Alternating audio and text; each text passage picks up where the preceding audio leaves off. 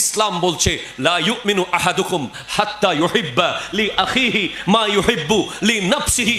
ওই ব্যক্তি ততক্ষণ ইমানদার হবে না যতক্ষণ নিজের জন্য যা ভালো মনে করে আরেকজনের জন্য তা ভালো মনে করবে না।